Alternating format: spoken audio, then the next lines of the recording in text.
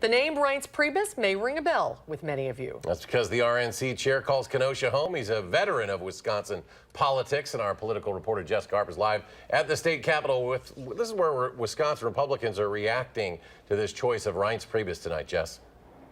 Well, yeah, this puts another Wisconsinite in yet another powerful seat in Washington, and some Republicans in the state just one phone call away from the White House.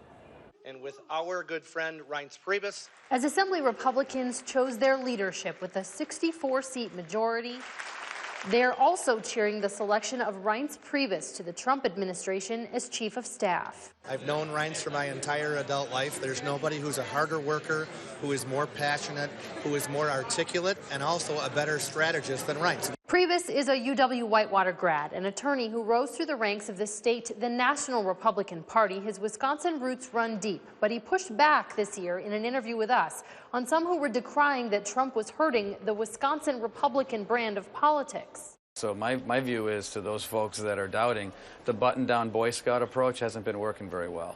So, you know, all the experts that think they know what they're talking about, they've delivered nothing. And so Donald Trump's different, but he's saying it like it is, and I think people like what they hear. Voss and other Republicans now say Trump's choice of Priebus says as much about Trump as it does about the man from Kenosha.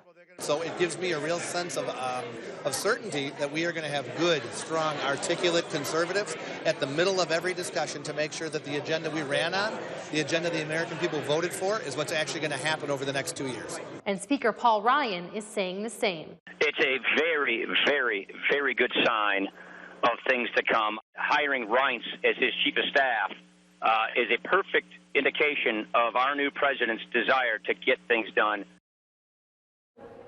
Now, some liberal groups like One Wisconsin Now are decrying the choice of Priebus for this slot, saying that he has been involved in, quote, voter suppression efforts in the state in the past. But others believe that with Ryan, Priebus, and Governor Scott Walker now taking over the chairmanship of the Republican Governors Association, this puts Wisconsin in a very unique position in national politics. Well, certainly it would seem to bridge the relationship between Ryan and President-elect Trump as well. Jessica Harp, live downtown tonight. Jessica, thank you very much. Thank you, Jessica.